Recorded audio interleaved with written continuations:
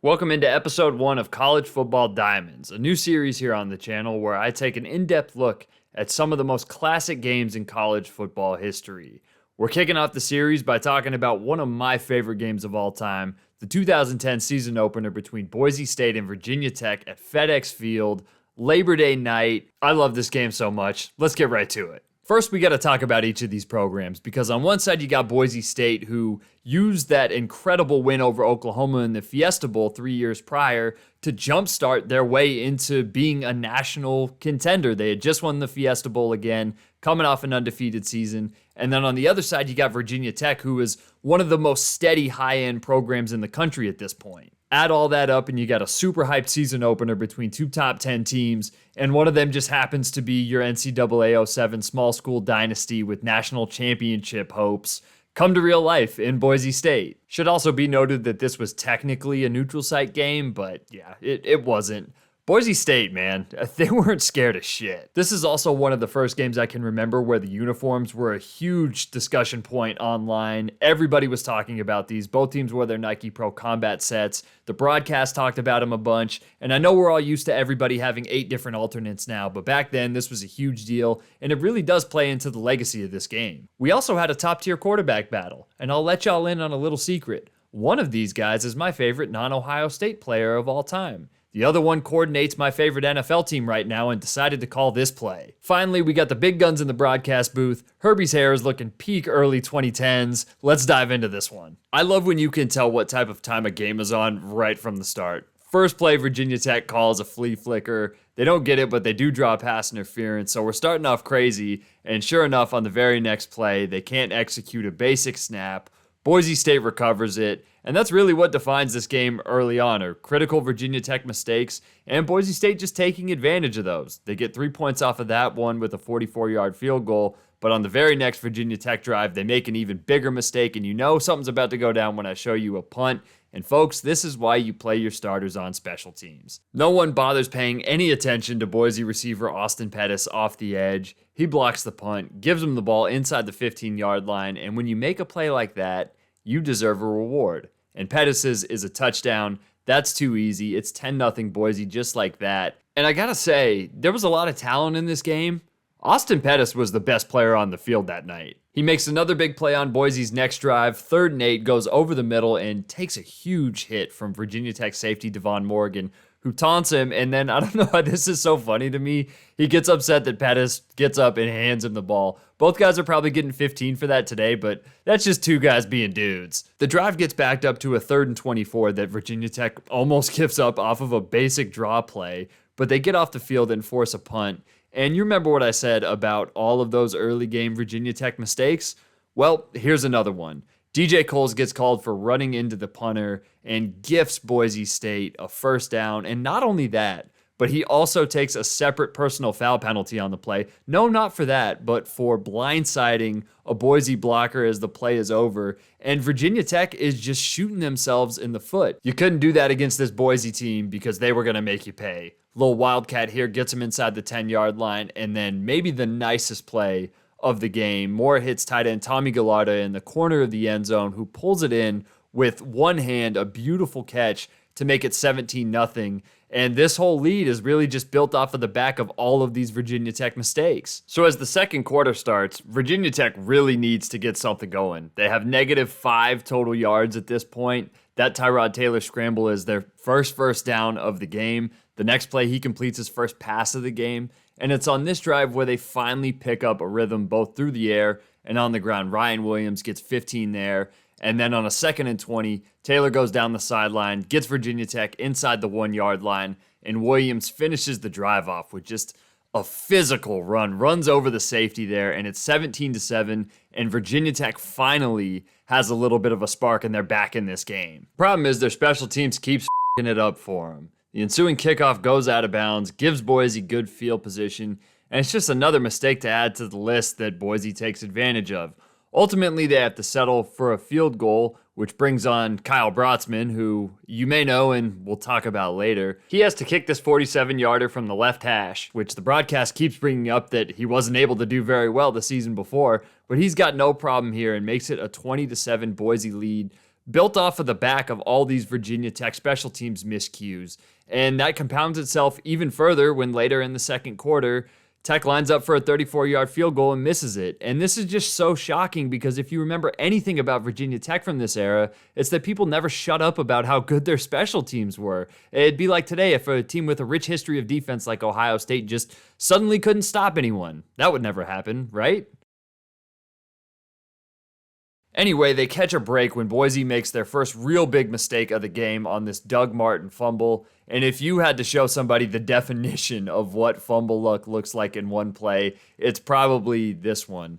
And just like Boise capitalized on that great field position earlier off the block punt, Virginia Tech does the same right before the end of the half. Tyrod Taylor just makes a beautiful play to buy more time, and he hits Ryan Williams for his second touchdown of the game, this time through the air. And despite all of the mistakes, Virginia Tech is right back in this game before half. And since I've spent the whole video talking about special teams failures, it just feels right that we end the half on one. This time it's Boise State with 9 seconds left. They get their punt blocked. Devon Morgan comes in and just gets a hand on it. Boise is so lucky that this didn't turn out worse for them, but that's how the half ends. And you can just tell that this game is trending towards crazy territory as we finish the first half with a block punt. Quick halftime self-advertisement. I've had some of you ask me if I have a Patreon. I don't as of right now, but you can support my work at twostripescpd.com. That's my website. All my college football writing is over there. $7 a month, $50 a year, or you can subscribe for free. That's your choice. If you want to help me pay my bills, you like my work, you like my videos, it would be greatly appreciated. Also, while you're here, please subscribe to the channel. What are you doing? All right, after back-to-back punts to start the third quarter that trick you into thinking the second half of this game might be less insane than the first, Kellen Moore fumbles on this 3rd and 4 as he's winding up to throw. The ball just kind of grazes left tackle Noah Potter's stomach, I guess, and that's how it comes loose. But to me, this is officially the moment where you start thinking, okay, this game might be special. It might come down to the final play. Shit's starting to get real. Another big play by the Virginia Tech defense, even if it was a bit lucky, but they're keeping the team in it. Again, a short field for the offense to work with. Ryan Williams is running hard. Tyrod Taylor is doing that thing where he just decides to put the team on his back and make the play by himself. And they finally take their first lead on Williams' 3rd touchdown of the game. I wish I had more time to talk about this guy. The season before, he had over 1,600 yards rushing as a freshman and tied Marshall Faulk's FBS freshman record with 21 rushing touchdowns. Just an awesome player. Oh, and Virginia Tech taking the lead here also meant that this was the first time Boise had trailed in the second half of a regular season game since November 23rd, 2007 at Hawaii. For perspective, that was 25 games before this one, so 2 full seasons. But look at those numbers. In the rare cases that they were trailing, it didn't last very long, and sure enough, this Virginia Tech lead doesn't last long either, because on the 3rd play of the drive, on 3rd and 1, Boise running back DJ Harper breaks a couple of tackles, hits the Jets, and goes 71 yards to the house. Boise retakes the lead. And you can say whatever you want about the lack of competition they had in their own conference, but games like this showed that Boise State was just a tough-ass football team that never flinched. And for Virginia Tech's defense, this is what happens when you put all 11 guys in the box and a couple of them miss tackles. There is no one back there to save the day. They got burned on that call. Also, it's been a while since our last special teams mistake, so of course they blocked the extra point. I said earlier that the Kellen Moore fumble was the moment you realized this game could turn into a classic. Well, it's this next sequence where you know for sure that you're watching an all-timer because every single play from here on out is like it just hits a turbo jet boost. Sometimes literally, like Taylor jumping over this Boise defender. It leads to a 3rd and 11 where Taylor goes for it all, has a receiver, and just barely misses him, overshoots him by like a half a yard, and Virginia Tech decides to kick a 51-yard field goal. And oh boy, special teams again for both of these teams. I want you to pause it real quick. I don't know if I've ever seen a game with more crippling special teams mistakes than this one, and it only gets worse here because not only does Virginia Tech's kicker boot it wide right by about 25 yards, but Boise bails him out because they run into the kicker. And no, it's not an automatic first down, it's 5 yards, but it gives Virginia Tech the choice on whether they want to re-kick it 5 yards closer or go for it. And it's not like Boise can complain. He definitely runs into the kicker. And the notoriously conservative Frank Beamer says, "F it, I'm sick of this kicking shit. We're going for it." And he is rewarded because Taylor hits receiver Jarrett Boykin. The stadium's shaking, everybody's going crazy, and Virginia Tech retakes the lead. It's such a dramatic moment. Taylor stands in the pocket, takes the hit. Boykin's able to shake off the tackler, and this game takes another wild swing based off of a special teams failure. And I like to think that Beamer decided to go for 2 because he's sick of seeing his kicking unit on the field, but they're trying to get up 3 and they don't get it. Side note, coming out of break, they show this shot, and goddamn do I miss that trophy. We saw those stats about how lethal Boise's offense was when trailing, and they live up to that again on the next drive. And I gotta say, they were so much more than the gadget/gimmick label I think they get from general college football fans because of the Oklahoma win. They were just a well-oiled machine, but a machine that stalls on this drive when Moore overthrows his receiver in the end zone. And that brings on Kyle Brotzman for a 30-yarder.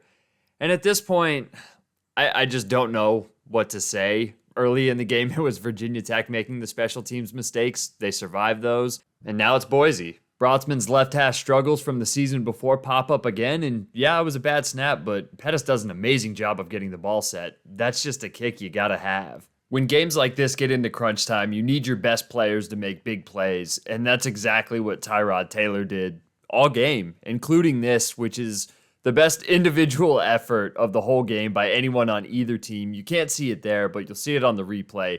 He puts the back of his hand down to keep himself up. I don't know if this is still legal, but at that point it was in 2010. Also, no idea how he kept either of his knees up on that play. But just like Boise's last drive where Moore overthrew his receiver on a 3rd down, Taylor does the same thing here, just a touch too high, and Virginia Tech's going to have to kick another field goal. This time, even though it looks like it's going wide right, they hit it and go up 30-26 with just over 7.5 minutes left. An underrated plot line for this game is how stingy Virginia Tech's defense was after the first quarter. They've held the line all game for a comeback, and they do it again here with 2 big plays. First, cornerback Rashad Carmichael probably saves a touchdown here when he dips under the tight end and makes a shoestring tackle. This is an unbelievable play, and on the very next play, 3rd down, Devon Morgan comes in and breaks up a pass, forces a punt, and it gives Virginia Tech's offense a chance to put the game away. And yeah, it was an offense that wasn't doing much outside of Tyrod Taylor, but this is their moment to seal the game and really jumpstart their season. Their previous 3 years had been hampered by early season losses that took them out of the title race immediately, and this would have been a signature win that would put them right in contention in 2010. And it looks like they're going to do exactly that when they pick up 2 first downs on the drive. Williams has a physical run for the first one, and then Taylor throws a strike to the left sideline. And now there's under 3 minutes left, and Boise has 2 timeouts. Virginia Tech can put this game away with another first down, but it almost ends in disaster on this 5-yard Darren Evans carry, where on the replay you see that he almost fumbles because he decides he wants to hold the ball like he's Nelly in the longest yard. So it brings up a 3rd and 8, and I haven't talked about play calling all game. I know it's 3rd and 8, but probably could have done better here. A semi-short punt/good return gives Boise the ball at their own 44 with 1:47 left. No timeouts, and everything on the line. Every workout, every practice, every game since that Oklahoma Fiesta Bowl at the end of the 2006 season has built up to this moment where they can truly entrench themselves into the national title race. And in true Boise State fashion, they attack it with just a ruthless and cold efficiency. A short pass there leads to a first down. Austin Pettis gets back on the score sheet with another big play. It would be wrong of me to not mention here that they get some big-time help courtesy of a brutal late hit call. On the broadcast, you can tell pretty clearly that the Virginia Tech defender can't hear the whistle, but it moves Boise 15 yards closer. I said it earlier, and I'll say it again. Everyone remembers Boise for the trick plays, the gadgets, the blue turf, but at the end of the day, these guys were just plain old killers, and the 2 guys with the highest body counts were Kellen Moore and Austin Pettis. What a perfect throw by Moore.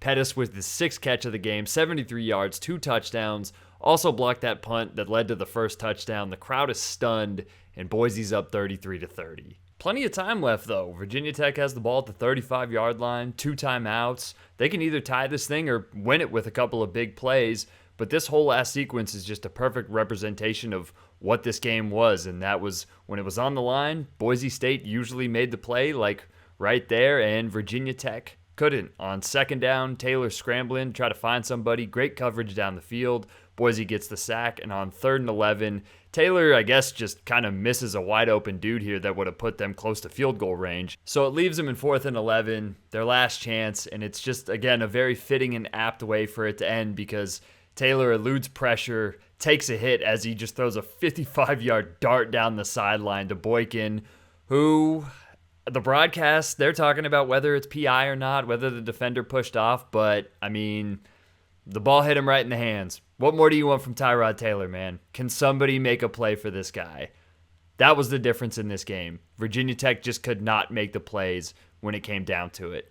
Boise State kneels it out. They get one of the biggest regular season wins, in my opinion, in modern college football history. Because if you were around for this, you remember the discourse afterwards where it was just a collective, holy shit, this is real. These guys could actually do it this year. And with all due respect to Cincinnati and UCF, who we've both seen field teams go on similar runs in the years since, this is the one G5 team to me who actually could have won a national championship. And hey, I was rooting against them. I hated these guys. I wanted to see them lose every single week. But looking back on it, I really wish we could have seen them play in one national championship game, because if there was a team that was going to do it, it was them. This is one of my favorite things. Let's talk about the aftermath of this game and what happened to each team the rest of the season.